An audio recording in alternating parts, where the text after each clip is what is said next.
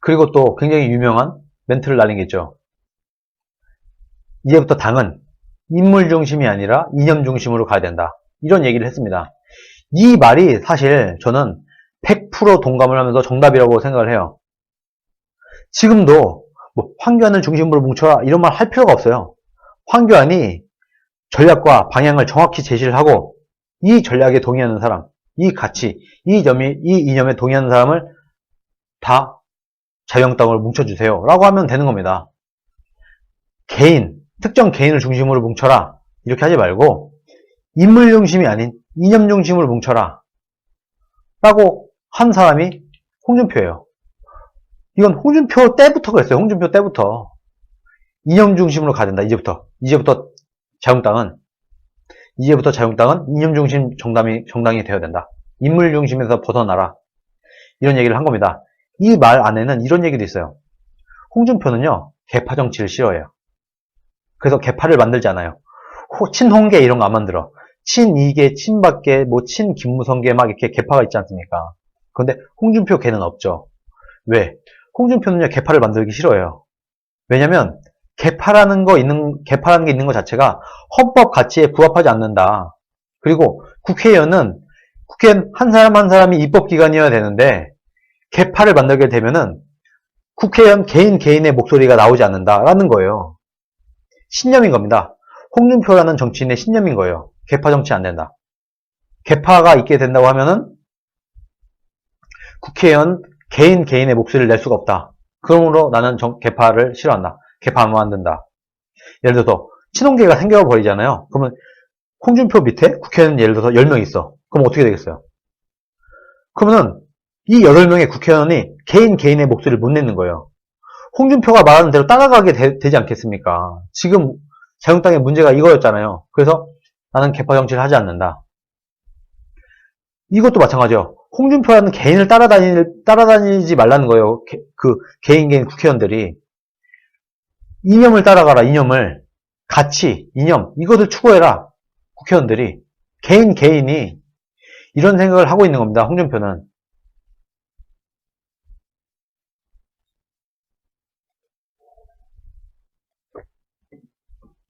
네, 홍스타님. 지금 나경원이 조국 청문회 때 고성국 방송 나와서 변명하고 공화당과 연동형 비례대표제 나눠먹기 하기 위한 걸로 보입니다.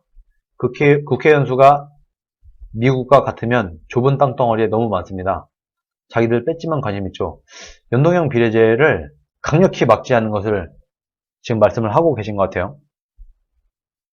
진짜 막을 수 있습니다. 막을 수 있어요. 국회의원 배지 던지세요.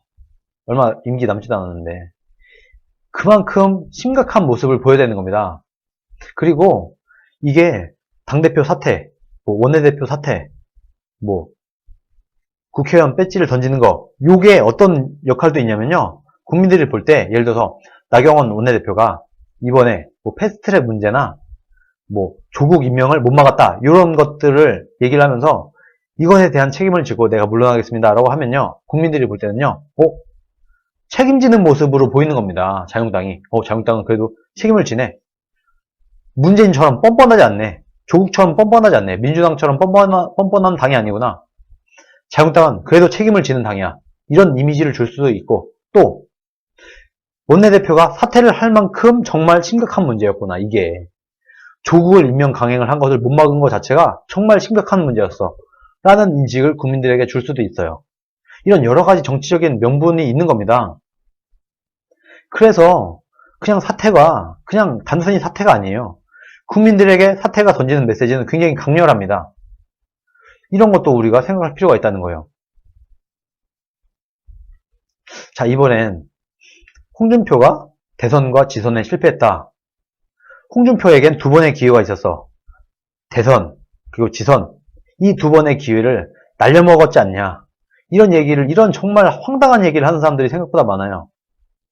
여러분, 홍준표가 대선을 말아먹었습니까? 홍준표가?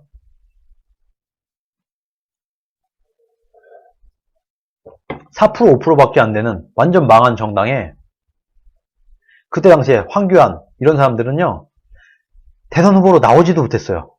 그런 상황에 정말 폭망한 정당의 대선 후보로 나와서 24%라는 정말 말도 안 되는, 아무도 기대하지 않았던 그런 득표율을 보였습니다. 이건요, 대선은요, 말아먹은 게 아니라 망할 뻔했던 자유한국당을 살려낸 거예요. 그런데 이거를 참 당연히 폭망했어야 될 대선에서 24%라는 정말 어마어마한 기록을 만들어서 괴멸당할 뻔했던 자유한국당을 살려냈는데 이기지 못했다고. 어쨌든 대선에서 져서 문재인이 대통령 됐지 않냐. 이런 말도 안 되는 황당한 얘기를 하고 있어요. 어떻든 그때 당시에 대선 후보였던 홍준표 전 대표는 대선 때 졌는데 그래도 죄송하다고 얘기를 했어요. 제가 대선 후보에 나갔는데 어쨌든 졌으니까 죄송합니다. 이게 사과를 하고 이제 대선이 끝났죠. 정말 잘한 대선인데, 그런데 이때 이제 당에서 이제 떠나 있으려고 했죠. 대선에서 졌으니까. 그런데 정말 수많은 국민들이, 수많은 당원들이 그때 당시에 홍준표의 인기는 어마어마했거든요. 거의 7, 80%에 육박을 했습니다. 당원에서. 당원 지지율은. 그러다 보니까 이것을 거절하지 못했어요. 그래서 대선이 끝나자마자 바로 당대표로 올라서게 됩니다. 홍준표가. 그때 문재인 정권의 지지율은 80%를 웃돌아서 85% 막 이랬어요. 어마어마한 지지율을 보이고 있을 때 당대표직을 맡았습니다. 이때 또 지방선거를 치르게 됐죠. 홍준표가 당대표로 있으면서 지방선거를 치렀어요. 이때도 참 안타깝게도 친박에 있는 사람들이 정말 안 도와줬어요. 왜? 홍준표가 성공하게 된다고 하면은 자신들이 불리해지거든요. 이런 내용이 실제로 있습니다. 그러다 보니까 잘 안 도와줬어. 안타깝게도. 그리고 하필이면은 바로 지방선거 전날에 위장평화 쇼가 일어났어요. 그래서 정말 말아먹었다. 그러나 실질적인 득표율을 봤을 때는 지방선거보다 오히려 플러스 알파가 붙었어요. 득표율을 볼 때. 위장평화 쇼에 정말 당내 친박 세력들이 도와주지 않았음에도 불구하고 꽤 선방을 했다. 지방선거도. 지방선거를 폭망했다고 하는데 그 정도면요. 꽤 괜찮은 선거 결과였습니다. 그 악주권 속에서도. 그래서 저는 대선 때는, 홍준표의 대선은 오히려 홍준표가 망할 뻔한 자유한국당을 살려냈다. 살려낸 선거였다. 라고 보고, 지방선거는 정말 안타깝게도 기대에 못 미쳤던 건 맞아요. 그것도 제가 기대했던 것보다 한 2, 3% 낮았어요. 득표율이. 그러나 충분히 선방을 했다. 그 안 좋은 악조건 속에서도 바로 전날에 위장평화 쇼가 있었음에도 불구하고 꽤 높은 지지율을 보였던 것이다. 그렇게 저는 보고 있습니다. 그게 맞아요. 그런데 정말 우리 자유한국당 당원들, 우파라는 사람들이 정말 이렇게 하면 안 되는 게요. 정말 가장 어려울 때, 당이 망해갈 때 대선 후보를 했었고 가장 어려울 때 당대표를 했었던 사람이 홍준표예요. 그런데 정말 누가 했어도 망했을 선거, 도저히 이길 수 없었던 선거에서 졌다고 해서 이 사람에게 책임을 묻게 된다고 하면, 그러면요, 앞으로 또 자유한국당이 정말 어려운 선거가 있지 않겠습니까? 어려운 일은 언제든지 올 거예요. 그때 아무도 안 나서게 되는 겁니다.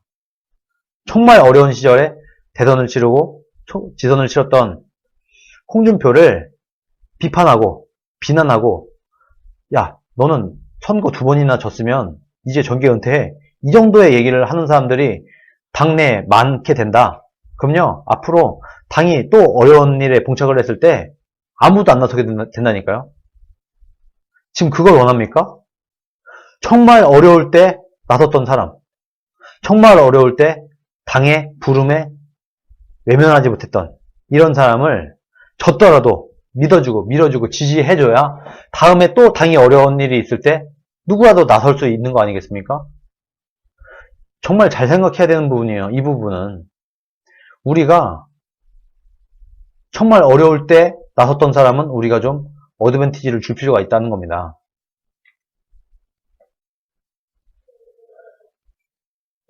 그래서 자유한국당에 있는 당원들도 이런 것까지 고민을 해서 이 대선과 지방선거 패배에 대한 책임을 너무 과하게 물진 마시라. 그렇게 물게 되면 앞으로 이것을 정치인들이 다 보고 있어요. 국민들이 다 보고 있어요. 앞으로 당연히 질만한 선거 때는 아무도 당대표로 안 나서게 되는 겁니다. 당연히 질만한 구도에서는, 그런 선거에서는 아무도 안 나서게 되는 거예요. 그것을 원하면 계속 비판을 하세요. 자유한국당이 망하게 될 테니까. 자유한국당이 어려울 때 아무도 안 나서게 될 테니까. 만약에 그걸 원하지 않는다고 하면은 더 이상 지방선거와 대선의 책임을 물어서는 안 된다 라고 생각을 합니다. 이게 상식에 맞지 않나요? 이게 상식 아닌가요? 그리고 제가 이 얘기는 많은 사람들이 모르는 얘기인데 제가 아마 오늘 제가 처음으로 하는 얘기인 것 같아요. 홍준표의 가장 큰 장점 중에 하나가 털어서 먼지 안 나올 사람 없다고 하는데 털어서 먼지가 안 나옵니다. 실제로. 정말 털어서 먼지 안 나올 정치인이 홍준표예요. 홍준표는요, 예전에 이런 일이 있었대요. 홍준표의 이 얘기하면 사실 제가 홍 대표님한테 한마디 듣거나 좀 싫어할 수도 있는데 오늘 어차피 이렇게 된 김에 제가 얘기를 할게요. 홍준표 전 대표의 둘째 아들이 공기업에 원서를 냈다고 해요. 취업을 하기 위해서. 공기업에 취업을 하기 위해서 공기업에 원서를 냈는데 그때 당시에 홍준표가 국회의원이었나 그랬을 때예요. 그랬더니 그 공기업에서 전화가 왔다는 거예요. 홍준표한테. 당신 아들이 우리 회사에 뭐 입사 지원을 했던데 하면서 좀 예산을 좀 지원해 줄 수 있냐 이렇게 얘기를 했다는 거예요. 홍준표 성격이 어떻게 했겠습니까? 버럭 화를 내면서 내 아들 그 회사 안 갑니다 하고 전화를 끊어버렸다는 거예요. 화를 내고 오히려 그렇게 하고 두 아들을 데려다 놓고 홍준표가 이렇게 얘기를 했다는 겁니다. 야, 너네 둘은 절대로 공기업에 국가와 관련된 그 어떤 회사에도 입사 원서를 내지 마라.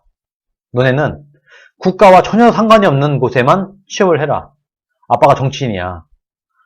내가 정치인이므로 너네가 아무리 100% 너의 실력으로 아무리 니네 실력만으로 입사를 했다고 하더라도 일반 국민들이 볼 때는 너는 국회의원을 등에 업고 취업을 한 게 되는 거야. 그러니까 내 아들인 너희 둘은 절대로 앞으로는 공무원이나 공기업 이런 거 할 생각하지 마. 너네는 그냥 사기업에 들어가. 이렇게 얘기를 할 정도로 깨끗합니다. 정말 자신의 실력으로 들어갔다고 하더라도 정치인의 자식이 공기업에 들어가면 이거는 남들은 비리로 본다는 거예요. 이거는 남들은 비리로 봐. 그러니까 너네는 원서도 쓰지 마. 이 정도로 철저했다는 겁니다.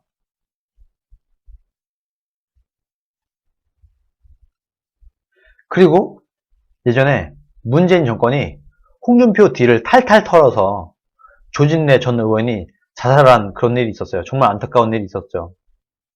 이때 홍준표가 뭐라고 했었냐면요. 그래, 너희들 마음대로 계속해봐라. 날 잡기 위해 내 주변을 아무리 조작해 털어봐도 나오는 게 없을 것이다. 나는 너희들처럼 살지 않았다. 이런 명언을 남겼습니다. 그만큼 자신이 있다는 거죠. 황 대표가 한국당 내부 청소를 못하면 국민들이 총선에 친박은 청산해줘야 됩니다. 친박이 한국당의 병폐입니다. 그 대표로 조국 임명을 합리화시킨 친박 나경원부터 사퇴하고 내부 개혁해야 합니다. 나경원이 친박이었나요? 나경원도 아마 무게파로 제가 알고 있어요.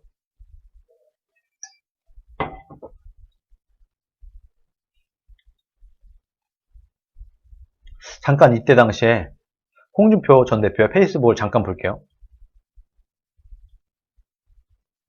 정권이 바뀐 직후부터 지난 2년 동안 문 정권은 내 경남지사 4년 4개월 뒷조사와 주변 조사를 샅샅이 했다. 박근혜 전 대통령에게 대선에서 지고 나서 정치보복을 피하기 위해서 위장 정계 은퇴 선언까지 하더만 문재인이 그랬다는 거죠. 자신은 집권하자마자 두 전직 대통령을 감옥에 보내고 주변 인물들은 모두 적폐로 몰아 구속했고 같이 경쟁했던 홍준표에 대해서도 샅샅이 주변을 털었다. 대선 때 십시일반 지원했던 1,000만원 이상 후원자는 모조리 조사해서 압박을 했고 일부 중소기업 하는 분들은 폐업까지 하게 됐다. 경남도 공직자들은 아직도 조사를 계속하고 있고 심지어 대법원에서 3번이나 승소한 진주의료원 폐업 과정도 조사한다고 한다. 그래, 너희들 마음대로 계속해봐라. 잘나가던 사천 KAI는 나를 잡는다고 애꿎은 하사장을 나와 대학 동문이라는 이유로 억지 수사를 감행하여 무너지게 하였고 나와 일했던 경남도 공무원들은 죄다 좌천시키거나 한직으로 물러가게 했다. 급기야 이런 압박에 못 이긴 조진래 전 의원은 채용비리 수사 압박을 견디지 못해 극단적인 선택까지 했다. 참으로 못되고 몹쓸 정권이다. 날 잡기 위해 내 주변을 아무리 조작해봐라. 털어도 나오는 게 없을 거다. 나는 너희들처럼 살지 않았다. 이렇게 털었습니다. 문재인이 홍준표를 어떻게든 뭐 하나 착 잡아보려고 이렇게 털었어요. 그런데 어떤가요? 지금 때까지 나온 거 있어요? 털어도 뭔지 안 나오는 사람이 있는 겁니다. 털어도 뭔지 안 나와요. 털어도 뭔지 안 나오는 사람이 지금 문재인 정권 2년 2개월 지금까지 털고 있으니까 지금 문재인 2년 반 되나요? 2년 반 동안 홍준표 주변을 샅샅이 다 털었어. 근데 안 나와. 그 흔한 채용비리도 안 나와. 왜? 아까 제가 말씀드렸잖아요. 자신의 아들들을 야 너는 공기업엔 아예 넣지 마. 국가와 관련된 어떤 것에도 빨대 꽂지 마. 입사원서 넣지 마. 라고 말할 정도의 사람인 거예요. 그 정도로 깨끗하게 자기 관리를 해왔다.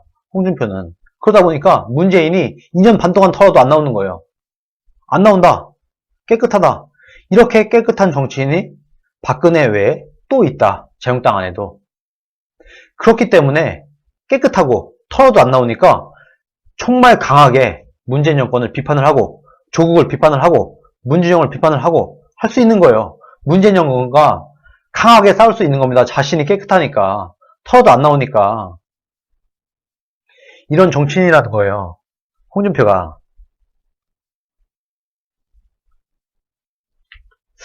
좌파들의 거짓선동 프레임이 굉장히 강해요. 저는 좌파들의 거짓선동 프레임의 가장 큰 피해자는 박근혜 전 대통령이라고 생각을 합니다. 이거는 뭐 의심할 여지가 없어요. 지금 감옥까지 갔잖아요. 탄핵까지 당하고. 두 번째 피해자가 누구냐면 바로 홍준표입니다. 홍준표는 문재인 정권과 가장 최전방에서 맞서 싸워서 대선도 치르고 문재인이 가장 강한 힘을 가졌을 때 당대표까지 했어요. 그렇게 되면서 정말 막말 프레임, 발정제 프레임, 온갖 프레임에 갇혔습니다. 거기다가 당을 혁신하려고 했어요. 당을 개혁을 하고 물갈이를 하려고 했어요. 그러다 보니까 당내에 기득권 세력들의 반발이 있었죠. 그러다 보니까 당내 기득권들의 반발, 친박의 반발, 그리고 문재인 정권의 프레임, 이런 것 때문에 만신창이가 돼버린 겁니다. 지금 홍준표는. 그래서 지금 우리 국민들이 알고 있는 홍준표는 좀 왜곡된 이미지가 굉장히 많습니다. 이 부분이 제가 굉장히 안타까워서 이 부분을 좀 풀어주고 싶었어요.